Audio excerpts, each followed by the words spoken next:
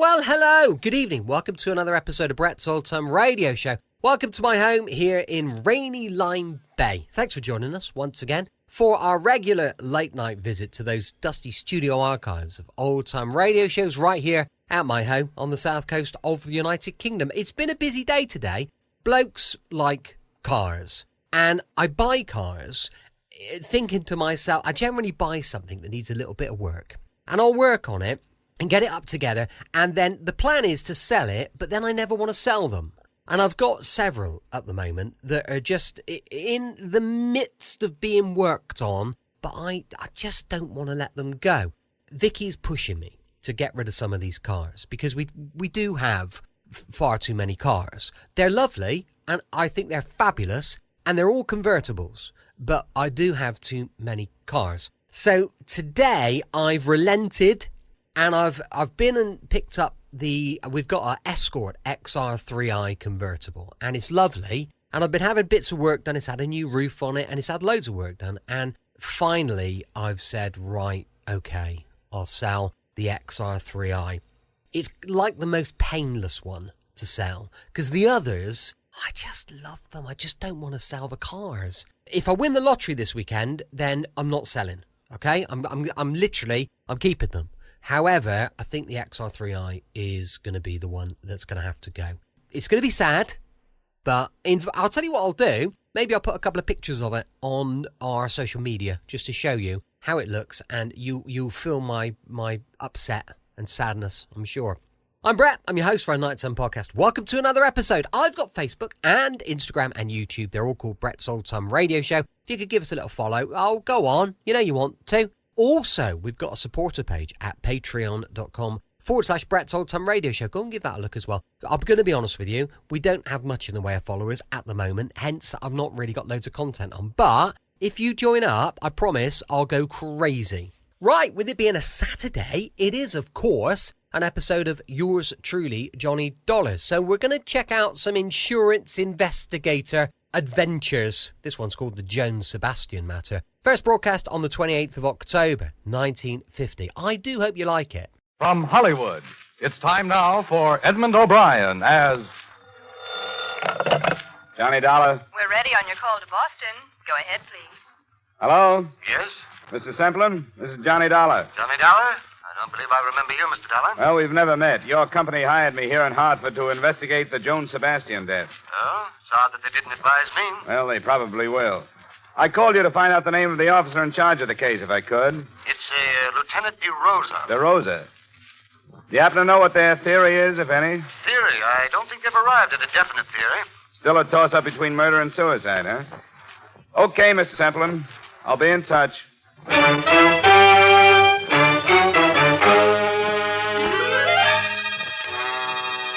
Edmund O'Brien in a transcribed adventure of the man with the action-packed expense account. America's fabulous freelance insurance investigator. Yours truly, Johnny Dollar.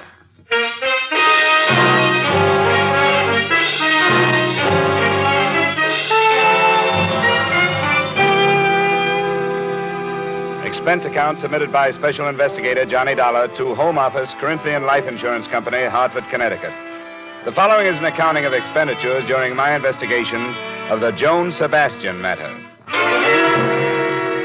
Expense account item 1, 175 phone call to Boston, advising your manager there of my assignment. Item 2, $28 car rental and mileage from my Hartford apartment to police headquarters, Boston.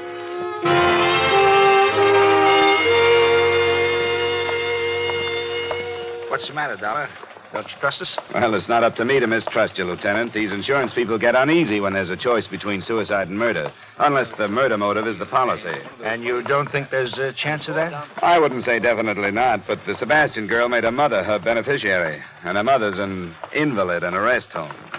Did you know the mother has taken up with an old flame? No, I didn't. Oh, yeah. Goes to see her 3 times a week. Crazier things have happened. I'll get the file for you. Sit down. Now, this is all we've got so far, pending the coroner's inquest and the autopsy report. Here's a photo of where she was found. Shallow water. That's the bridge? Uh-huh. She was lying right about there. But I don't think you have to worry about suicide, Dollar. As far as I'm concerned, it wasn't. I'll buy that, too. I wouldn't say this bridge is a suicide type. It's too low. Yeah. And there's another thing. I've been on the force for more years than I like to count, and I've run into my share of suicides. But I've never known a woman to do it that way without taking off her coat. Oh? Yeah, usually shoes, too. I've learned that's part of a generally accepted pattern. The Sebastian girl didn't fit the pattern, huh? Yeah, here's the way she looked. Coat on, belt still tied. Shoes. Her purse is still missing. We're searching the stream for it. How old was she? 21. She was a beautiful girl. Yeah, I noticed that. I try not to, but with her, I couldn't help it. How much questioning have you done, Lieutenant? Oh, not as much as we'll do after the inquest. When'll that be? Day after tomorrow. Do you want anything more here? No, thanks.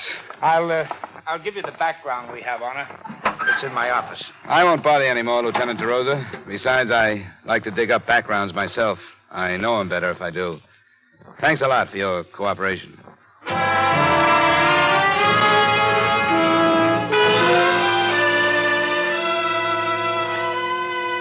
I drove out to the stream where they'd found the girl's body, and they had chalked up another point against her death being a suicide. The bridge from which she had dropped was a good 4 miles from town. On the assumption that she'd been brought there in a car, the placement of a body in regard to the 2 lanes on the bridge made it look as if the car was going toward Boston, not away from it. 5 minutes later, I was heading the same way.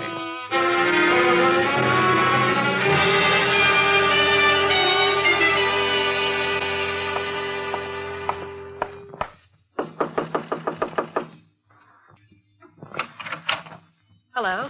Miss Mary O'Neill? Yes? The manager suggested I come up. He told me you shared this apartment with Joan Sebastian. That's right. Who are you? My name's Dollar. I'm from her insurance company. I'd like to talk to you about her if I could. Well, I suppose so, but there's nothing I can do now.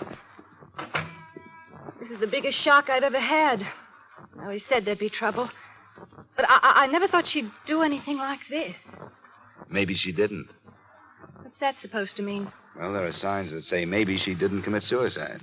There are? Do you think she had any reason to? Well, that's what I said. I never thought she would. Sit down. Any place. Thanks. Poor little Joan. What does it mean? I'm not sure. Did you say you expected trouble? Oh, yeah, I kept telling her. It was the way she went, like she couldn't live fast enough, like there wasn't time to get everything done. She'd been like that ever since she got rid... I mean, her mother went into that hospital. Johnny was all tied down taking care of her before. What could have caused the trouble? Well, I'm not saying she was wrong or anything, but... Well, there were too many men. I imagine that was easy for her. Sure was. Too easy. Do you mind telling me who they were? Well, I don't know. Only about one. Harold Corey. He's gone with her the longest. Harold Corey. Yes, he drives for the North American van lines. Sometimes he goes way out to the West Coast. And, well, while he was gone, Joni didn't stay home and catch up on her reading, if you know what I mean. I think I do. She went out with a different guy almost every night. I didn't pry, but she never tell me who they were. You think somebody killed her, don't you? Would you help me try to find out? What could I do? You didn't want to pry, but I get paid to. I'd like to look at her things. Well, I suppose it's my duty, sort of, isn't it? In a way, yeah. But I can't force you to. Oh, I know it's the thing to do. Some of her drawers are locked, but I'll show you what I can. I started on the locked dresser drawers. They gave up and opened after a brief struggle, but contained on the whole things that might normally be locked up because of their value. Imported perfumes, expensive lingerie, and some jewelry. The only thing that looked as if it might have been hidden for the sake of secrecy was under the jewel box. It was a gold key, a functional house-type key, but with meaning added because the head of the key was heart-shaped. It hung from a fine gold chain. Well, I never saw that before. Never saw the perfume before either, but I smelled it. That's a few $100s worth of scent. And the rest of it was Joan used to such expensive things? Well, not that I know about. Harold Corey sure couldn't shell out that kind of money. That heart-shaped key. It's cozy. I'd like to keep it if I could. Oh, I don't know about that. After all, it isn't mine. I might get into trouble. You won't, I promise you. I'm working with the police on this thing. I want to find out where it was made if I can and who ordered it. Oh, I get it. Sure, I wouldn't stop you from doing that, even if I could.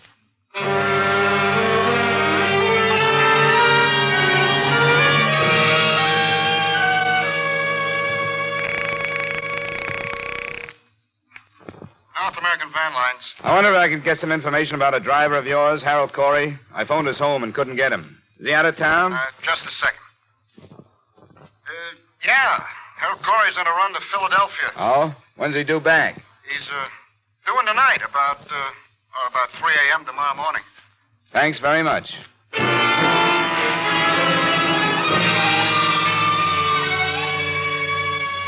Expense account item 3, $7, drinks and dinner after I checked into the Bristol Hotel. Item 4, a nickel, phone call to Joan Sebastian's employer. Edward Hollis was at home and would see me.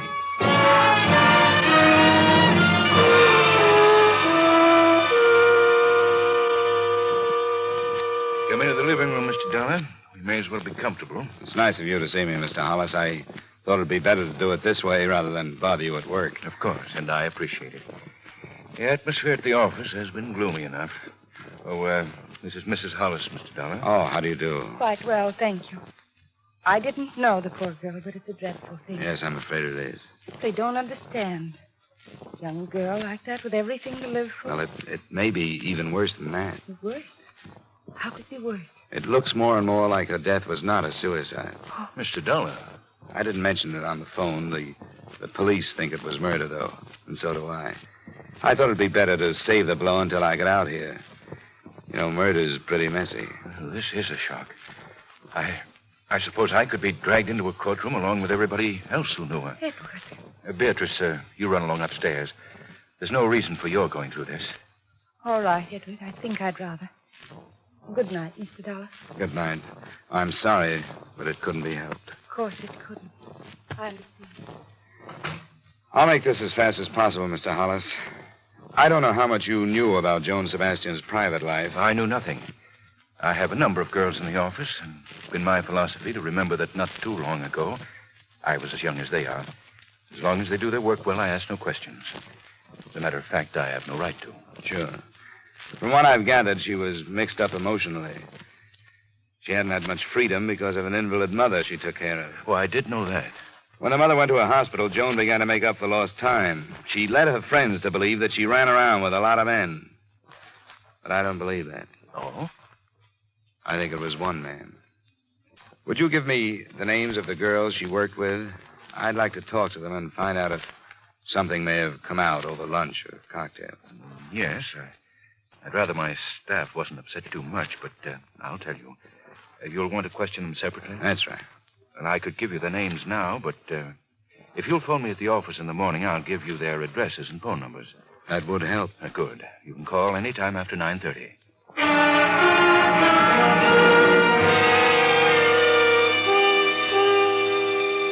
I called the next morning and got a list of 6 feminine names, which I pocketed for later reference. And at 10:30, I was at the home of Harold Corey, a ground-floor apartment on Hemingway Street. Yeah, who is it? My name is Dollar. Come later, will you? I don't want to talk to anybody right now. I'm an insurance investigator. I want to talk to you about Joan Sebastian. Who have you talked to? Why did she do it? She didn't. What do you mean? It's a mistake? In a way, yeah. It's murder. Murder? You're crazy. Am I? Oh, maybe you aren't. She'd never kill herself, would she? She had no reason to. When did you see her last? Night before I left for Philadelphia. When was that? 2 nights ago, Tuesday.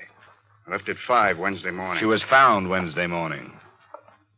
What are you driving at, mister? When did you learn that she was seeing somebody else when you were out of town? Didn't know she was. Look, Corey, I'm not tossing suspicions around to see how they bounce off you. You're in a bad way. Do you know that?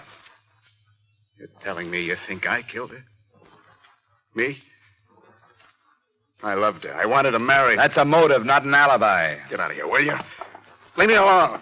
You aren't helping yourself with this act. You're making it worse. Get out of here before I do have a murder to answer for. Get out. Get out!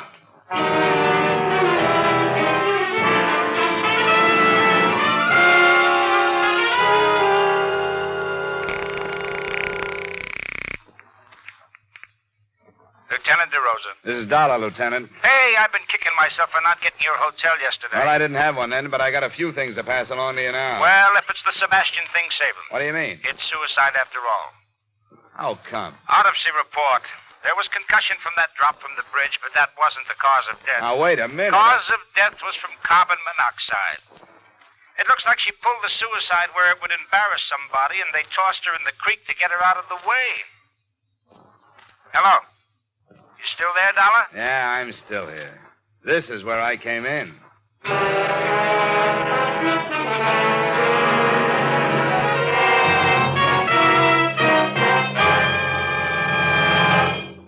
We'll return you to the second act of yours truly, Johnny Dollar, in just a moment. But first, one of radio's greatest stars has returned to CBS The Stars Address. He's Frank Sinatra. Frank will be here every Sunday afternoon for a full hour of songs, comedy, and commentary on popular music. The Frank Sinatra Show is a part of CBS's new lineup of entertainment on Sunday afternoons. Join CBS every Sunday afternoon, won't you? Now, with our star, Edmund O'Brien, we return you to the second act of yours truly, Johnny Dollar.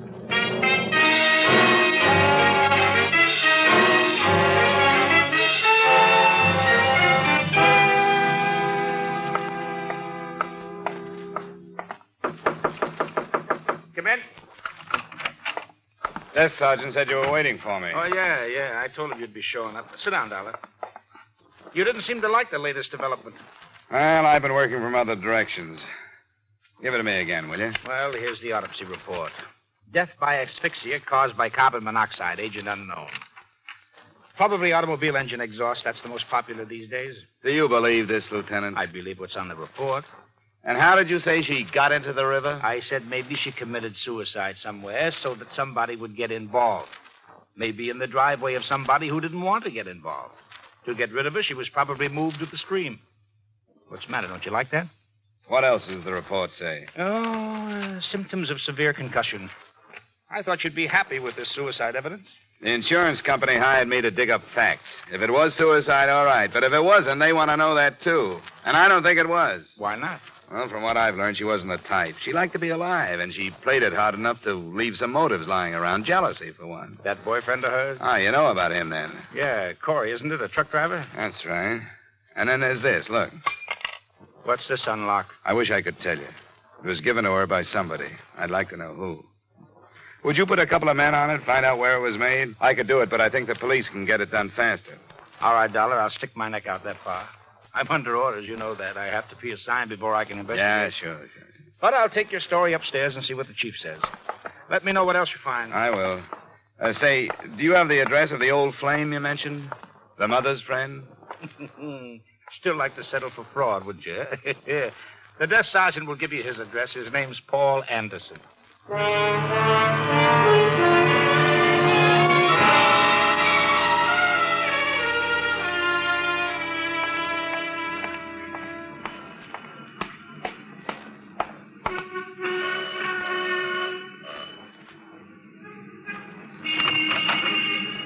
You Mr. Anderson? I am.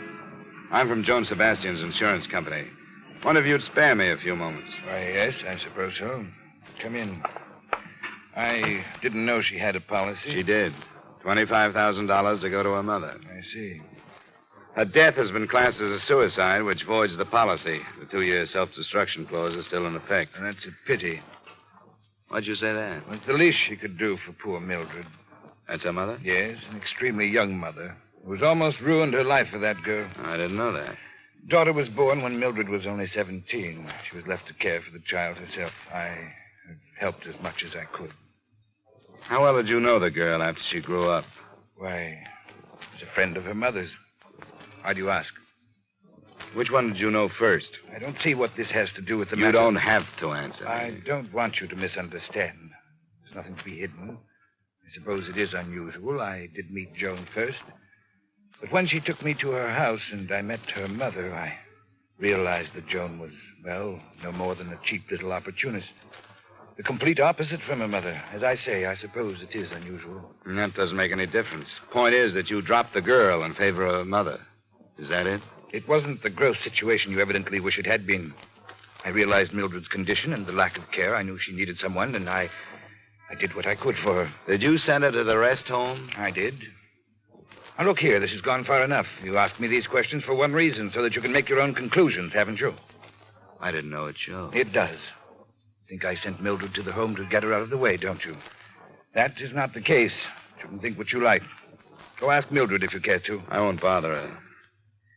Do you know anything about a gold key that Joan had? A gold key?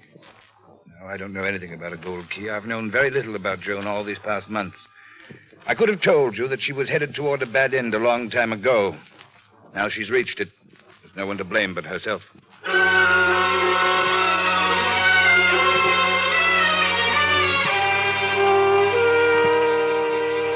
It was 4 p.m. then, and at 5, I was standing in front of the North American Band building on Columbus Avenue as Harold Corey backed a big rig into a parking area and headed for a quick-order restaurant.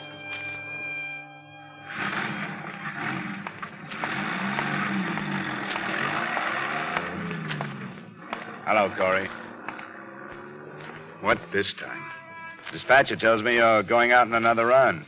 Pretty short layover, isn't it? That's right. I asked for it. I figured driving, I'd get my mind off this thing. What do you want? Do you know how she died? I read about it. Carbon monoxide. Do you still think it couldn't have been suicide? She's dead. That's as far as I can think. You knew about Paul Anderson, didn't you? What about Paul? That he might have been more interested in Joan than he was in her mother? I suppose you're just doing a job, aren't you? What you say is true. I didn't know about it. If I had known about it, I would have gone after him, not Joan.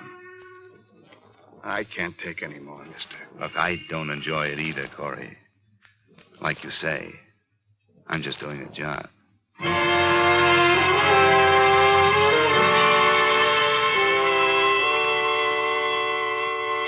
After questioning the 6 girls who had worked with Joan Sebastian, I was still nowhere. None of them knew anything about her private life. But the next morning, the police located a goldsmith who said he remembered making the key.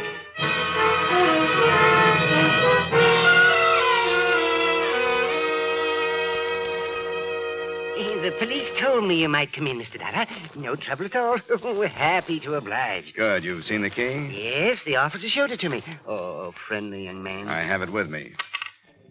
You're sure you made it? Oh, yes, positive. See here, I'll admit to a quaint conceit. You see here? Potted scroll? See the letters? Oh, yeah. Yeah, C.S. My initials, Cedric Foss. Oh. And I haven't the faintest recollection who I made it for. I told that young officer that, too. I don't even remember when. Oh, there's so much work, you know. Well, maybe I can help you. It would have been between 7 and 8 months ago. You keep any kind of record? Oh, of course I do. I'm bound to. A matter of law. 7 or 8 months should... let me see. That would be November, October, September. 7 would be March. 8 would be February. Oh, yes. Here we are. Frankly, I'm intrigued. How many of my items may have been involved with tragedy? Who knows? Perhaps I'm a curse. I was hoping you'd be a cure for this one. Well, I hope so. You wouldn't know what week or day? Oh, I'm afraid not. Oh, my. February wasn't a very good month, was it? Post-holiday slump. Reset, change rings, set opals. Dreadful stuff. What? No. That's much too small. Key for a jewel box. Well, let me see. March. Yes, engraved spoon, reset, repair, bracelet. Yeah. Here it is. Door key in gold, March 17th. What name? Do not deliver. Will call J.E. Carter. J.E. Carter. Does that help? No, not a bit. Do you remember anything about him? No, paid in cash. Wait, now, that was the day Mrs. Brand brought the baby shoe in for placing. She's the councilman's wife. I remember that. It was snowing. That was the day it was ordered, huh? Yes, now, wait a minute. It was modeled from a plain old cast house key. Uh-huh. I cannot picture him. But I'd done some apartment keys, and he said this was for a cottage. Outside of town? It was a surprise for his wife, someplace on the bay. I remember that because of the hideous weather, and I could just feel that wind coming through one of those summer cottages. Now, do you think you'd recognize him if you saw him again? Well, I can't say until I do. I could try. Well, we may have to call on you then. Thanks. Thanks a lot. I think you've helped.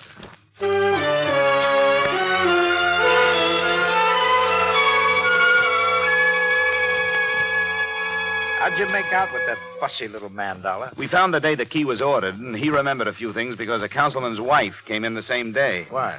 Well, the customer, Carter was the name he used, mentioned a cottage on the bay. That's east, and the girl's body was found northwest of here. I think she was dumped from a car coming toward Boston from out there. So I think the cottage is in that direction. Deduction yet. Look, if I were going to dump a body, I wouldn't carry it across 2 traffic lanes, would you? I'm being paid to think about another case. I couldn't sell the murder pitch upstairs. But I tried, and I'll buck for a promotion if you're right and upstairs is wrong. I don't suppose you could earn that promotion by assigning some men to cover that section. Huh? Oh, not a chance. That's county. Division of responsibility. Yeah. Uh-huh. And I, for one, wouldn't be surprised to know how many people have died because of that division of responsibility.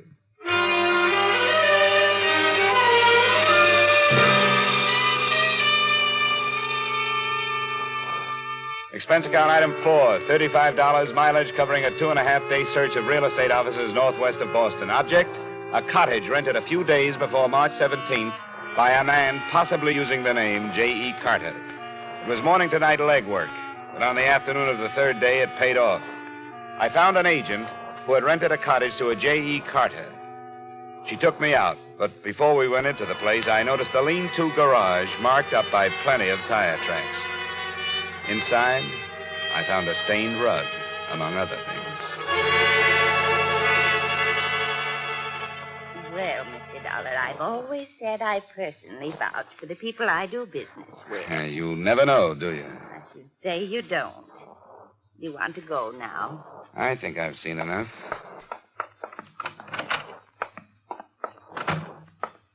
Let me lock it. I want to see if this key fits. It does fit. Yeah, it sure does.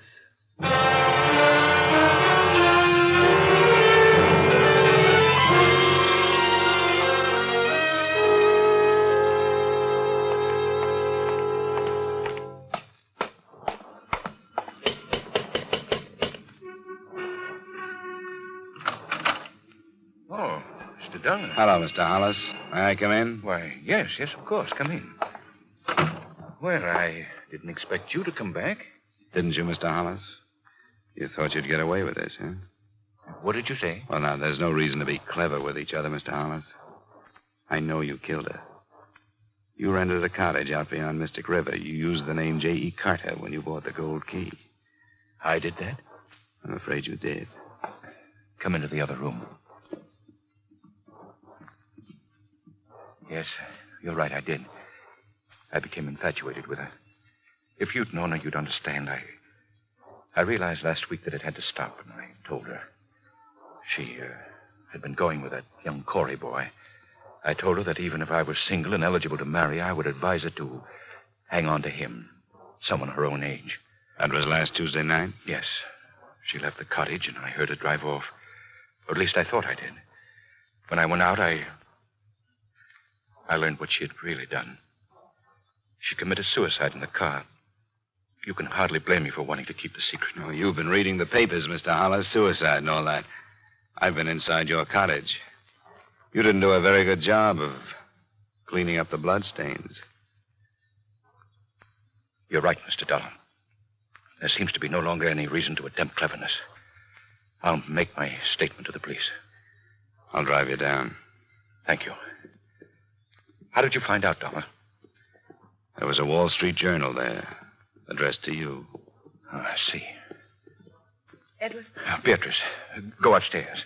No, Edward, I won't. I insist, Beatrice. What good would it do?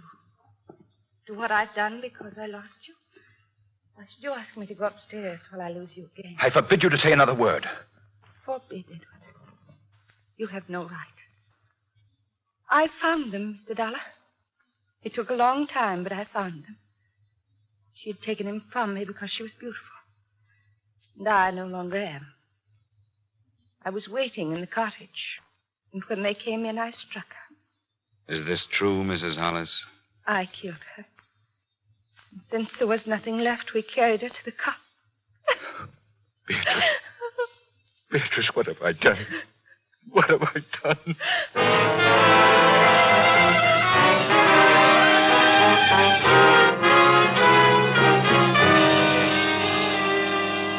expense account item 5, $110 final bill for car rental. Item 6, $85 miscellaneous. Expense account total, $356.75. Remarks?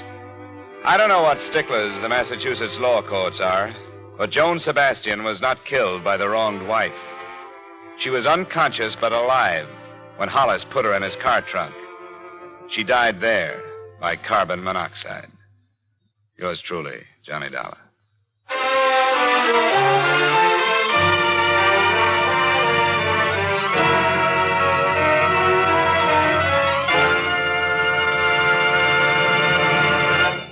Yours truly, Johnny Dollar, stars Edmund O'Brien in the title role and is written by Gil Dowd with music by Wilbur Hatch. Edmund O'Brien may soon be seen in the Paramount Pictures production Warpath.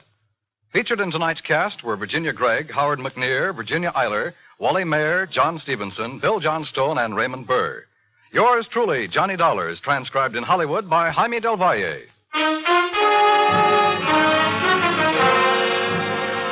This is Dan Coverly inviting you to join us next week at this time when we will again bring you Edmund O'Brien as... Yours truly, Johnny Dollar.